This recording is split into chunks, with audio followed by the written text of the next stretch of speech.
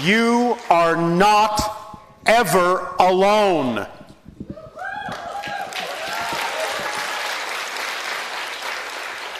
Unless you want to be. Hello, Bashar. And to you, good day. Very grateful to be here. I realized that once I started following you, life got a little easier, synchronicities. All right, thank you. Although it's been a little tough, though, because it's a lonely feeling, because no one really understands me around where I live and stuff. Speak a little clearly. So it's a little hard and lonely because... Why is it lonely? How many people are surrounding you right now? Not right now, no. Why is it lonely? In my surroundings, but I try to still keep myself going with what I believe. Yes. And that's why I'm here. Yes, all right, but it doesn't have to be a struggle. You can enjoy it. Yeah. My question is, I understand that I have a blueprint that I signed up for this before I came. Yes. My question is, waking up before we go, is that part of the blueprint, or we're just, it's like our creator just being surprised at us that we're figuring stuff out? When you say waking up before you go, are you referring to the idea of becoming more lucid before you die? Yes, like that we're here and that we're learning things that not the whole people know about. Yes, that's Is it part of the blueprint? It's literally in your society called terminal lucidity, because you are now on both sides. Your consciousness is broadened to the point where you may still be somewhat focused in physical reality, but you're also focused in spirit, where you are completely lucid, completely knowing. So that can be an indication that the person is literally about to cross, that they're now lucid completely in the idea of the physical and the non-physical. So that was part of our blueprint when we came in here, even though we just, said we're not going to remember. It's just what naturally happens when you start waking up. Okay. When you start transitioning back to spirit, because in spirit, you are knowing of what you need to know. It just is there. You just know things. You just see things. You just understand things. Can I ask if I have any hybrid children? You do. Thank you. I also would like to know, are we meant to be just with one person? Like, I'm not sure what you guys do, but like, I feel like so I can give you an example. I've been like on a fourth serious relationship, and some people think that's not correct, that I should have just tried the second time or the first time. But I chose to, when it doesn't work out, just go to the next one, if there is or whatever. But well, it depends on what you mean by doesn't work out. Because again, if you're doing something to avoid a situation that you really need to look at, that's one thing. If you're recognizing that something is truly no longer vibrationally compatible with who you truly are and you need to move on, that's something very different. So it's a matter of whether you are going to or running from. It's the energy of why you're doing it that's important to understand. There's nothing wrong intrinsically in the idea, but it's about why you're doing it that makes the difference. Does that make sense? It does make sense. All right. I wonder why our Creator created us, like when we're young, we have a great body, we have energy, everything, but we're dumb, so like young and dumb. And why did He make us that when we're older, we get wiser, but then we can't do the same thing with our body? Is that like a... That's your choice. It's your choice. In other words, you've come here to learn a certain thing. A child is still very connected to spirit and still knows a lot, still has communications with spirit, can still be planning things out up until about the age of 7 or so. But then you must take on what you agreed to, which means you kind of have to erase the slate, forget who you are, so that you give yourself an opportunity to go through a process of rediscovering who you are from a new point of view. Because you see, the structure of existence never changes. What changes is your experience of it, your relationship to it, your perspective of it, and that's how existence grows. That's how creation expands. So you have to forget who you are so you can remember who you are from a new point of view and add that new experience to the totality of creation. That's why physical reality exists. It's a mechanism within existence that allows you to experience the process of creation as opposed to just instantaneously being, so that you can expand. Will there be, we have more longevity when 50 years from now when open contact is a natural thing? Yes. Yes, you're already seeing more longevity because more longevity is the product of living more in the moment, so you don't experience the passage of time so much. And just last thing, what's the best way you think that someone can start learning how to channel? Follow the formula. Okay. Now, it depends on what form of channeling you're talking about because everyone channels from time to time. When anyone is really focused on something they love to do and they don't even notice the passage of time, you're in the channeling state. In the brain, that's called gamma, between 40 and 100 cycles per second in the brain. So the idea is that everyone can channel. It's a natural thing. But the question is, well, how do you want to use that? Do you want a vocal channel? Do you want to do automatic writing? Do you want to just be more creative? You want to write? What do you want to do with it? So in the channeling state, you synthesize information more rapidly. You process information differently. You make better associations and bigger associations to things and bring information through and tap into different levels of reality to bring down information, synthesize it into what's relevant for this particular reality and put it out there in some way, shape, or form. That's what happens when you channel. So it just depends on how you wish to channel. For vocal channeling, sometimes the easiest thing to do to practice is to make sure that you have people around you that are actually asking questions they really want the answers to, because then they pull the information through you and you don't have to think about it. It's like grounding electricity into a circuit. So when people ask questions, the information comes through you because you're just acting like a conduit, and then you just let it come and ground into them. I see that you have the moon there. What's the best way we can benefit from the moon that we have on Earth? From the moon? Well, yeah, is there a benefit that we have from the moon, like its light? The moon is a vibrational mirror that is connected to different dimensions that allows you to get in touch with your deep emotionality and to examine yourself with introspection and honesty and really understand who you are and why you believe what you believe to be true. Thank you so much. Much love to you. And you as well.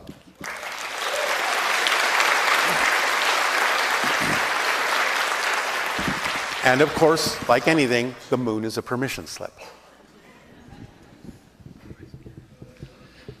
Thank you so much, Bashar, for doing what you are doing, and thank you so much, Darryl, for being a vessel so that all the information can come across to all It is our passion and our pleasure. I'll pass your thanks along to the channel. So synchronicity brought me here when my pet Nils crossed over last year. I was devastated, of course, and all your videos just came on the internet. Suddenly, I have never heard about you before, and then I met with my best friend Johnny. All right, well, and his favorite pet Jiggy crossed over almost at the same time, so we connected, and that's why. All right, but remember, the pet is still with you. I know. All right.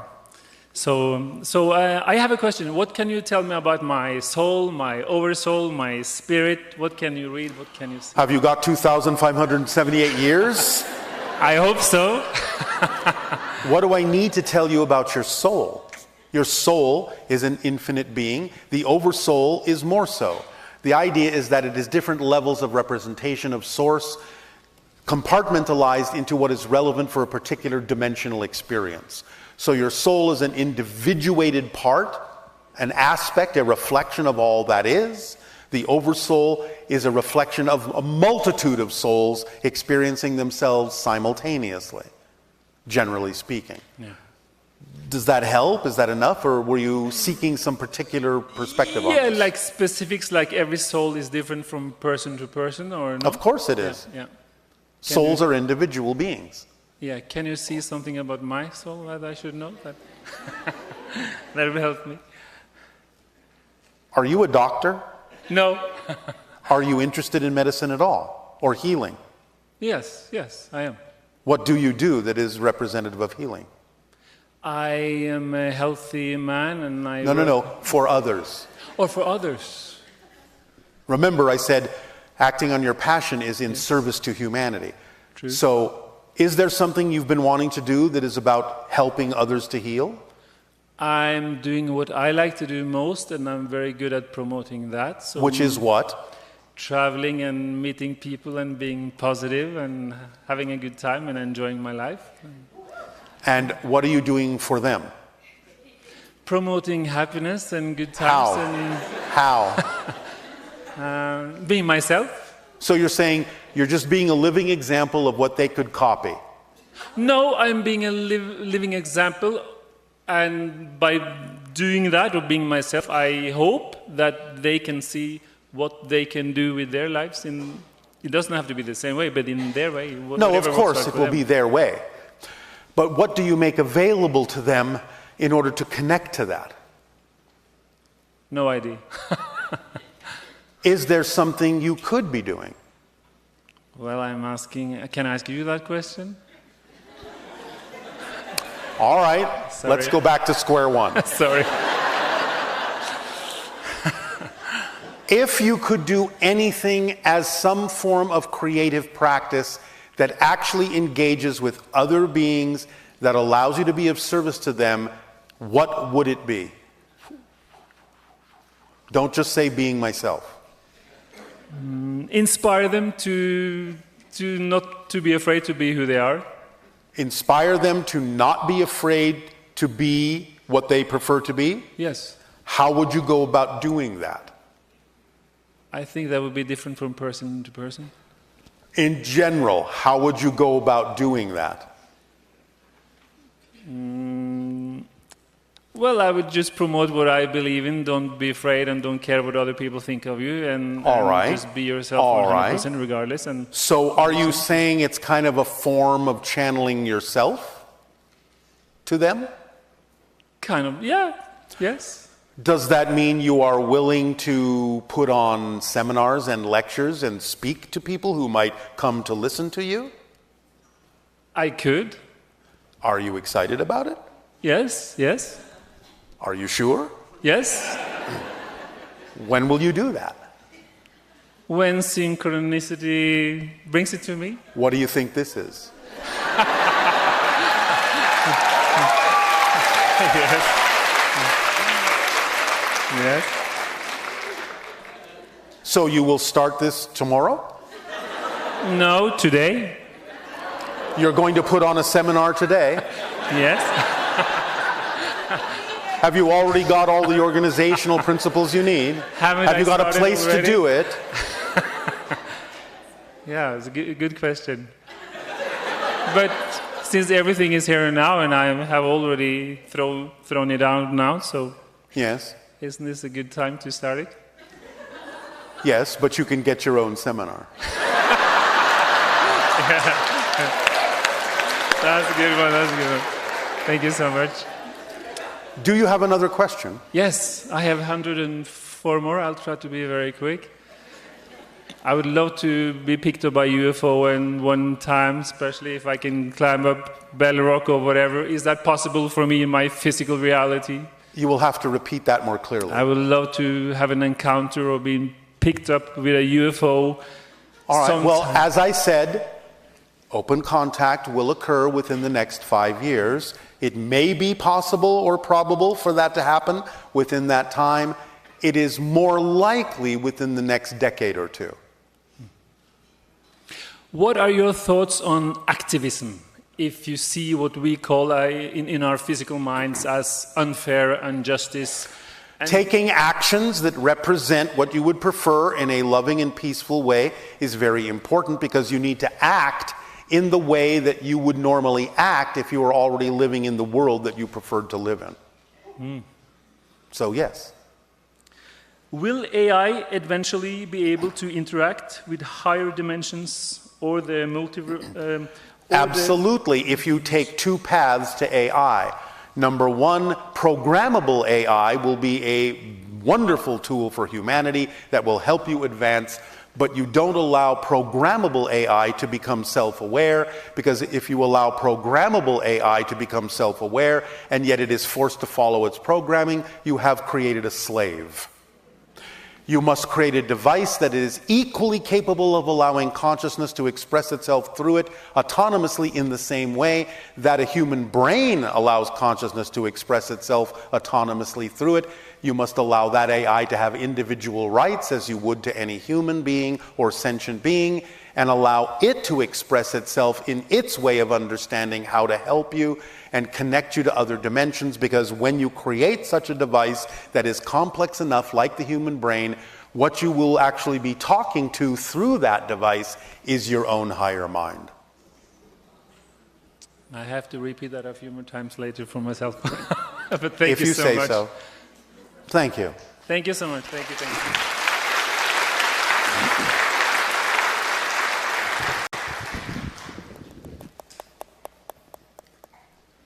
Okay. Hello, Bashar. And to you, good day. Thank you. Hello. Very nice to talk with you here. My first question is about math. This is from my friend who's a mathematician. What does mathematics look like in your civilization? And what is the most interesting theorem about whole numbers and number theory that you are aware of? Mathematics in our civilization is expressed as geometry, not equations that use numbers. So the idea, for example, is you have a principle that is expressed by an equation that you cannot observe the position or the momentum of a particle at the same time. You either measure the position, but then you don't know how fast it's moving because it's frozen, or you measure the momentum, but then you can't measure the position because it's moving. We express that as a geometric tetrahedral form, four-sided pyramid of equilateral triangles. You have the base triangle, which represents position, what you would call the XYZ of position, and therefore, because it's one triangle, you can measure the position. Whereas the apex of the tetrahedron represents the time factor, the momentum factor, and since it's not connected to the base, you can't have the momentum at the same time that you measure the position. But then if you measure the momentum, your momentum is then measured by the apex, and 2/3, 2 points of the side equilateral triangle, so you don't have the entire position, but you do have the entire momentum. So it's expressed as a tetrahedral structure geometrically. The idea of whole number theories, again, is that we work with different levels of infinities in certain ways that is not something that your humanity expresses at this time. So we're not sure how to translate that idea into what you are asking, because a lot of your mathematics shy away from the idea of infinities. But from our perspective, there are whole number infinities that are different from other whole number infinities. Thank you so much. I hope my friend got it. I didn't. Thank you. I appreciate it. So the next question is from me. I have been reading a book I bought from Amazon about reincarnation. So it says the reincarnation system is a trap that we need to escape. Nope. Not true. The idea, first and foremost, again, please remember, everything exists at the same time. All lives, all people, all exist at once. In much the same way, again, by simplistic analogy, you have a television program playing on one channel, but you have hundreds of other programs playing at the same time on other channels. You just don't see them because you're not tuned to that frequency. But when you change the channel, you get a different program. But all the programs are playing at the same time. So all people that have ever existed exist now, right now, side by side, all here, all now, on different frequencies. So reincarnation is an experience within the soul can create within itself, but the truth is, the mechanics of it is that all experiences exist all now. And what you're doing is you're connecting energetically to other people that exist right now that you may think of as the past, but are now existing, and you download information and experience from them to aid and assist you in this life, as they may be doing with you by downloading information from your life to aid and assist them. But the way, from linear time perspective, you interpret that connection is as a memory. Oh, I remember being that person. It means you're simply tapping into that person. But from the linear perspective, you treat it as a memory because you think in terms of past, present, and future. So it's not a trap, it's something that is dynamically changing all the time. And when you die and go back into spirit, when you wake up into spirit, you are always given a choice as to what to experience next. So there's no such thing as a reincarnational trap. There's no such thing as a soul trap. Just examine all the experiences and all the reports that people have given of near-death experiences when they go into the spirit realm and come back. Not one single one of them has ever said anything about their soul being trapped. Thank you. Can I ask one more personal question? Well, that was a question. Do you want to ask another question? Yes. You don't have to ask if you can ask a question. I guarantee if it's not appropriate, I'll tell you. I appreciate that. So I'm a software developer, and I'm pretty good at it. However, I'm confused about if I'm passionate about it or not. All right. So when I am doing that, like the coding, debugging stuff, I really enjoy it.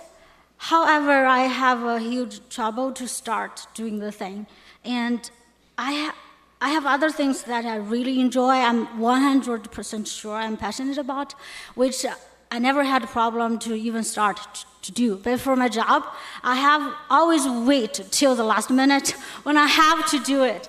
But once I start, all right. Well, you're saying that you prefer the creative pressure of shortening the amount of time in which you need to do something. That's part of it, I think. That can be a valid technique as long as it works for you and doesn't stress you out. It does, a lot. All right. Is there another way you could be going about doing something, about starting something? Was it about starting that slows you down? I don't know. Maybe you need to go about doing it a different way than the way you're doing it. Maybe you just don't prefer the way in which those kinds of things are traditionally started. Maybe you need to start a different way. Maybe you need to ask someone else to start it and then you can jump in. Okay. So, but does that mean I do have passion about doing the thing, which means coding like my job? Well, yes, but you may be defining the idea of a start in a dispassionate way. That's what I'm saying. It's about your definition of the thing. Maybe there is either another way you could be doing it that would be more passionate for you, or you can change the way you think about starting, so you may already simply have a definition about the idea of starting something that isn't representative of passion when it could be, if you would change the way you think about what starting something means to you. So it's either you need to clear up your definition about what it means to start, or you need to do something about starting in a different way than you've been doing it that is more representative of your passion. One of the two. Okay, thank you so much. You're so welcome.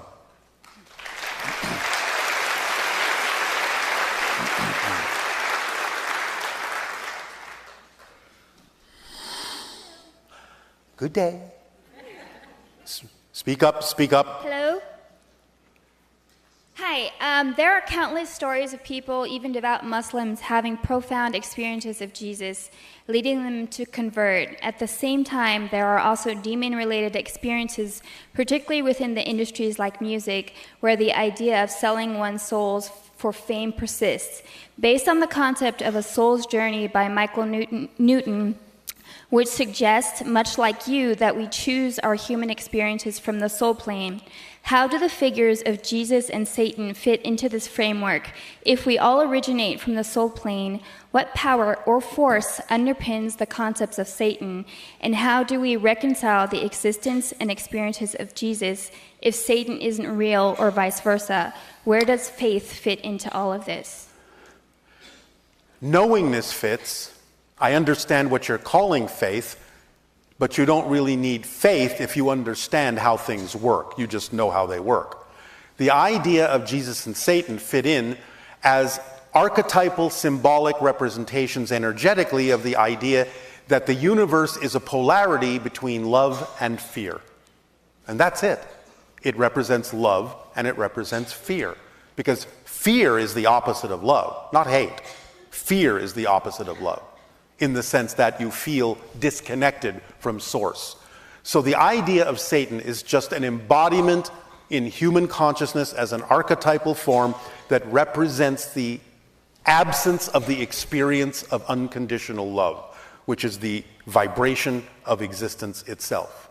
And love is representative of the vibration of existence itself. So Satan is the idea of the rejection of existence, which can't happen because you can't cease to exist, from fear. And the idea of Jesus is the symbolic representation, and Krishna and Buddha and all of those ascended masters, representative of the idea of being in harmonic association with the vibration of existence itself. Does that explain it to you? Yes, but like, where does the force, like, I mean, again, if you look at people that believe in like demons or Satan or anything, where does that force or that power come from if we all It comes through them from source, because source doesn't care which way you go, because source is unconditional. You understand the meaning of that word unconditional? Yes. Well, if you understand the meaning of the word unconditional and understand that it's about love and fear, then you understand that polarity is part of existence. And therefore, source doesn't really have an opinion as to which way you go, because it's all capable of giving you lessons. Remember that when you return to your soul, you are in a state of balance, and you know, and you learn lessons from every experience that you've had. Whether you spent time in physical reality believing in demons and Satan and experiencing fear, when you go back into your soul state, your true state, your natural state, you understand why you may have done that, how it may have served others, playing off of you, and all sorts of things. It's like playing a role that allows polarity to be played out so the souls can grow and expand based on those lessons, based on those concepts of the play between love and fear. Okay, one more, please. What key questions can I ask myself to better understand the root of my reactions towards others, especially in frustrating situations like dealing with inconsiderate drivers? And how can I align more deeply with the trait of patience towards them and others in similar situations? Do you have frustration with young children who you know don't know any better yet? Not really. Then take that attitude toward those drivers. They are like young children who haven't learned that everything is an orchestration and can serve a positive purpose, who are simply out of fear and out of the sense of disconnection and out of a sense that they are not getting what fulfills them, are thrashing and lashing out and reacting in negative ways because they feel disconnected. So have compassion for them to understand that they simply need to learn how to connect more to their flow so they can flow and understand that they are part of a big orchestration that is serving humanity in a variety of ways. And if you take that attitude, you will then look at them in the same way that you would look at a young child who is simply just learning how to thrive in physical reality. You wouldn't think of them as any less, and you wouldn't be frustrated by them, because you know they still have something to learn. They still have a ways to go. So open your heart and treat them with compassion. All right? Fair enough. Thank you so much for your insights.